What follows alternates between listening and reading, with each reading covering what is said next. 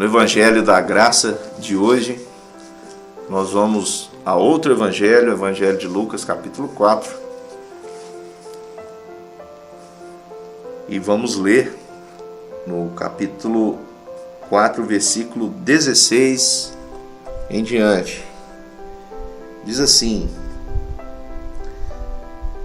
Indo para Nazaré, onde fora criado, entrou no sábado na sinagoga, segundo o seu costume, e levantou-se para ler.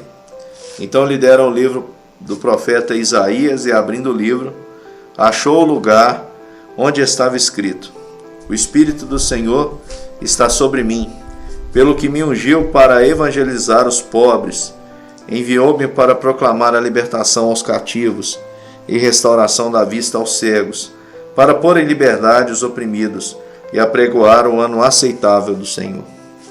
Tendo fechado o livro, devolveu ao assistente e sentou-se, e todos na sinagoga tinham os olhos fitos nele.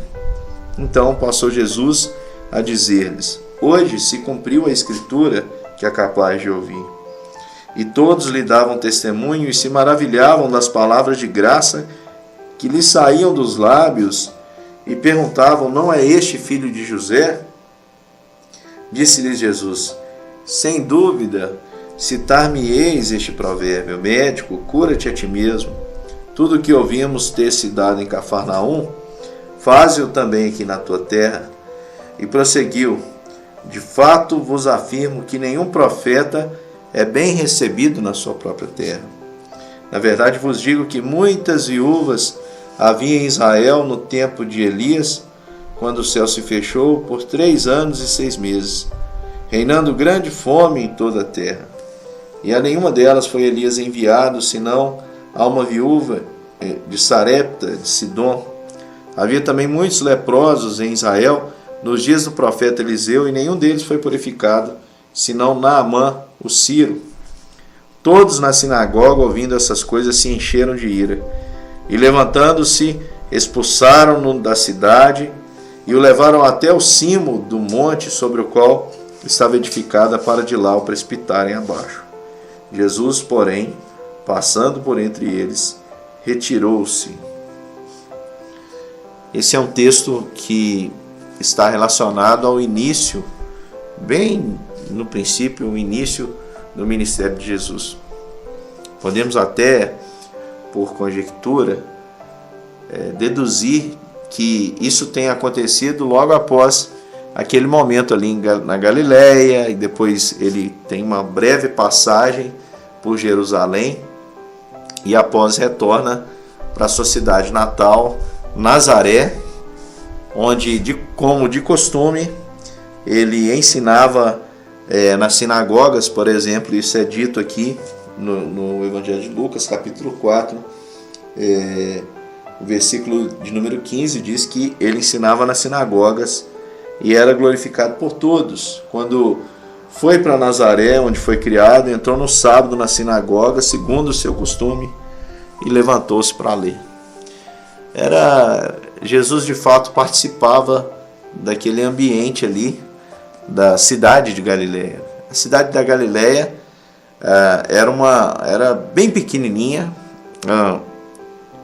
Estive estudando, as questões arqueológicas que envolviam essa cidade, e um fato interessante é que há uma estimativa de que na Galileia não havia mais que 500 pessoas habitando no tempo ali de Jesus. Portanto, uma cidade bem pequena, uma cidade composta por pessoas vindas de outros lugares, pessoas que estavam fugindo.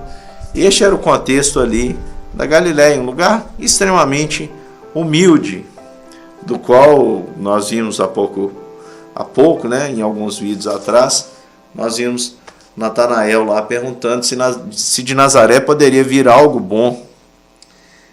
E o texto, o livro foi dado a Jesus, e o livro ali era um pergaminho, daqueles feitos com peles de animais. E diz o texto que lhe deram o livro do profeta Isaías, e abrindo o livro, achou o lugar onde estava escrito. E Jesus leu este texto, dizendo: O Espírito do Senhor está sobre mim, pelo que me ungiu para evangelizar os pobres, enviou-me para proclamar a libertação aos cativos e restauração da vista aos cegos, e para pôr em liberdade aos oprimidos e apregoar o ano aceitável do Senhor. Uma mensagem maravilhosa, uma profecia sobre quem estaria o Espírito do Senhor para fazer tudo isso. Para evangelizar os pobres, dizer as boas novas aos pobres, proclamar libertação aos cativos, aos que estão presos, restauração de vista aos cegos e pôr em liberdade os oprimidos e apregoar o ano aceitável do Senhor. E tendo fechado o livro, Jesus com autoridade disse, estavam todos ali olhando para ele, e ele passa a dizer que hoje se cumpriu a Escritura que é capaz de ouvir. E todas as pessoas olhavam para Jesus admirado pelas palavras de sabedoria que saíam dos seus lábios. No entanto, havia uma questão muito intrigante para eles. Eles diziam assim, ao mesmo tempo que estavam admirados com as palavras de graça que saíam dos lábios, perguntavam: esse aí não é o filho de José, o carpinteiro? Esse aí não é o Jesus que mora aqui no nosso meio? Como ele diz que as palavras do profeta Isaías se cumpriram hoje.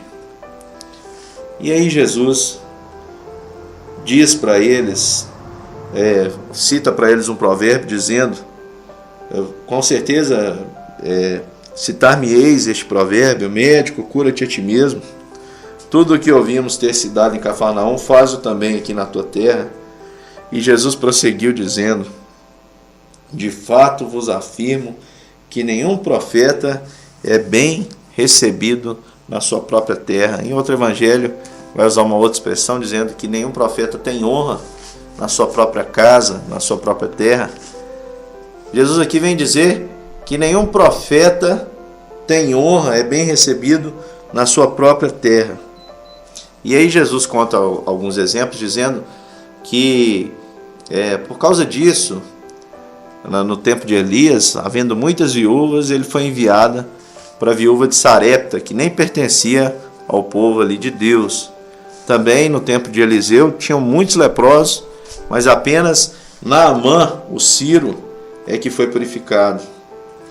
E aquilo causou indignação dos homens que estavam ali admirados com a sua palavra e queriam agora matá-lo. Levaram até o cimo do monte para poder lançá-lo de lá de cima, mas não era a hora.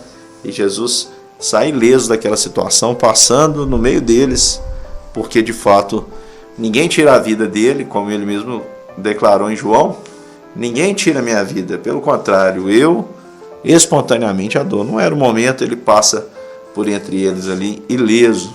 Mas onde eu gostaria de chegar com esse texto? Eu queria focar nas palavras de Jesus. De fato, a palavra do profeta Isaías se cumpre em Jesus, porque Jesus veio cumprir essa missão. O Espírito do Senhor estava sobre ele, e a evangelização, as boas novas, ele veio pregar aos pobres. E aqui eu não estou falando dessa nova teologia que surgiu aí, uma teologia da libertação, que o evangelho é para os pobres. O sentido de pobre e rico, à luz das Escrituras, não tem a ver com a quantidade de bens que você possui. O pobre é aquele que é necessitado. E existe muito rico que é pobre, e existe muito pobre que se porta como rico. O rico é aquele que coloca a sua confiança no que tem, nos bens materiais, etc. Tem muita gente que não tem nada, mas está confiado nos seus bens, em pouca coisa. E ainda que seja rico como o Bill Gates, ainda é pobre se estiver confiando na eficácia das suas riquezas. Isso não é nada. Jesus disse que a vida do homem não consiste na abundância de bens que ele possui. Mas o pobre é aquele que se sente necessitado de um Salvador, necessitado de alguém que lhe resgate, de alguém que vele por ele, de alguém que cuide dele. Esse evangelho Jesus veio para pregar. E tem muita gente assim. Não necessariamente tem a ver com a quantidade de bens que você possui. Jesus veio também proclamar libertação aos cativos. E não quer dizer liberdade para todos aqueles que estão presos. Não. As prisões aqui são prisões existenciais, prisões espirituais, cadeias que achamos possuir muros intransponíveis. Jesus veio pregar libertação para qualquer um que tenha sobre si o peso de um grilhão. Jesus ele veio também restaurar vistas aos cegos, e não necessariamente os cegos fisicamente cegos. Ele fez milagres curando aqueles cegos pelo caminho, o cego Bartimeu. Mas aqui tem a ver com aquele que não enxerga a realidade da existência. Jesus veio curar esses cegos. Jesus veio pôr em liberdade aqueles que são oprimidos por outros. Quantas pessoas oprimem usando o nome do próprio Deus, e Jesus veio trazer liberdade para essas pessoas e apregoar um ano aceitável do Senhor. É por isso que Jesus pode dizer com autoridade que aquela palavra estava se cumprindo ali, e está se cumprindo até os dias de hoje, porque foi assim na minha vida. Quando eu me sentia sem nada, a palavra, a notícia excelente do Evangelho chegou até mim. Quando eu me sentia preso aos meus pecados, que traziam sobre o meu coração culpa, os grilhões que pesavam e que eu tinha que arrastá-los, Jesus veio trazer então na minha vida e na sua vida a liberdade, restaurar a nossa visão, corrigir a nossa visão de mundo, para que nós pudéssemos agora enxergar pela fé o seu reino aqui na face da terra. E Jesus veio também proclamar para nós liberdade. Nós somos livres, não estamos debaixo do jugo de ninguém, não existe nenhum outro intermediário entre você e Deus, entre eu e Deus, senão o Senhor Jesus Cristo. Ele é o nosso único mediador e nós somos livres. Ele nos fez livres e nos tornou assim aceitáveis diante do Senhor. Essa palavra se cumpriu, se cumpre nos dias de hoje e continua se cumprindo através de nós, que somos aqueles que são de fato seguidores de Jesus. A missão que esteve sobre Jesus, ele delegou aos seus discípulos. Sou eu, é você, e nós precisamos continuar a fazer cumprir pela fé a palavra que aqui está. Continuar evangelizando aos necessitados, trazendo excelente notícia para quem não tem esperança, proclamando libertação aos cativos, restaurando a vista aqueles que não conseguem enxergar a realidade, e proclamando também a liberdade aos oprimidos, sem medo. Agora, há algo que Jesus revela aqui e que eu queria tratar rapidinho com você. Depois de dizer tudo isso e ser verdade, aquelas pessoas começaram a questionar sobre a eficácia de Jesus. Afinal de contas, ele era gente como eles, gente dali. Não é ele filho de José? Jesus percebeu, ele diz, o profeta não tem honra na sua própria casa. E é claro, isso é verdade. O lugar mais difícil de ser cristão, meu querido irmão, é de fato na sua casa. Ser cristão na igreja é muito fácil, tá? Pode ter certeza que todo mundo que vai à igreja, ninguém pensa assim, hoje eu vou na igreja para mostrar que eu não sou cristão. Não. A pessoa vai a um templo para mostrar que é cristão. Então, dura ali poucas horas o trabalho, você vai, participa. Então, ser cristão dentro desse contexto é muito fácil. É como ser sal num saleiro. Tem até um livro escrito sobre isso. É fácil. O lugar mais difícil não é a sua escola, você passa poucas horas, não é o seu trabalho, onde você também tem que manter as aparências. O lugar mais difícil para que a gente possa ter resultados quanto à nossa missão que Jesus nos entregou é na nossa própria casa. Porque ali as pessoas nos conhecem. Ali nós somos conhecidos. Ali, muitas vezes somos cobrados com muito mais excessividade do que nos outros ambientes. E Jesus, de fato, ele disse que nenhum profeta tem honra na sua própria casa. Eu queria também pegar essa fala de Jesus para trazer uma outra aplicação rapidinha, que é para dizer na facilidade que eu e você temos de abraçar o desconhecido e rejeitar o que está ao nosso redor e de fácil acesso. Você já percebeu quantas vezes as pessoas trocam o certo pelo duvidoso? Quantas vezes as pessoas preferem dar ouvido a coisas complexas vinda do enganador do que preferir ouvir a simples voz que ecoa do Evangelho do Senhor Jesus? Simplesmente porque parece simples demais. É coisa do nosso meio. E a gente prefere então dar o ouvido e valorizar o que nós não conhecemos do que valorizar aquilo que está evidente. Jesus era muito útil para eles. Tudo parece que as coisas estavam ocorrendo aqui de maneira como de costume. Jesus tinha já o costume de ensinar na sinagoga. As palavras que saíam do seu lábios eram palavras de sabedoria, encantavam as pessoas. Mas ele não era digno, à luz daqueles homens, de ter honra na sua própria casa. E a gente vê essa cena se repetir o tempo todo. Gente trocando o certo pelo duvidoso. Gente dando muito maior honra ao que não tem do que aquilo que deveria valorizar. Eu queria, então, trazer essa palavra para você em dois aspectos. Primeiro, continue a missão de Jesus. Você é a extensão do corpo dele. Ele é o cabeça e você é o corpo. Tudo o que estava escrito no livro de Isaías e que foi profetizado continua sobre nós, como igreja, e em nome de Jesus nós fazemos tudo isso.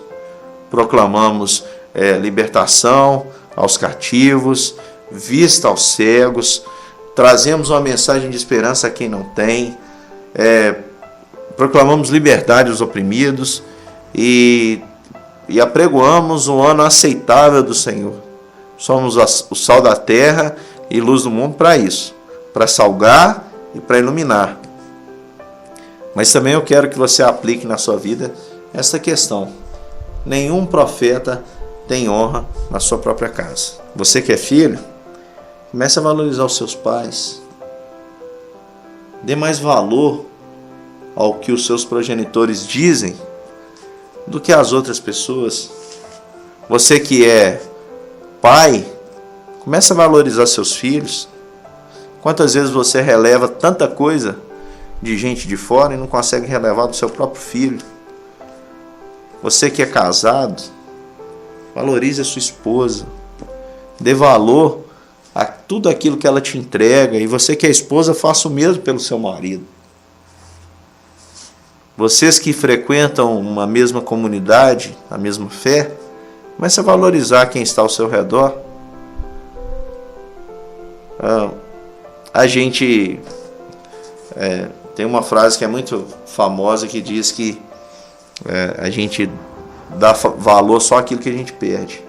Eu tenho certeza que Jesus fez muita falta para essa comunidade de Nazaré.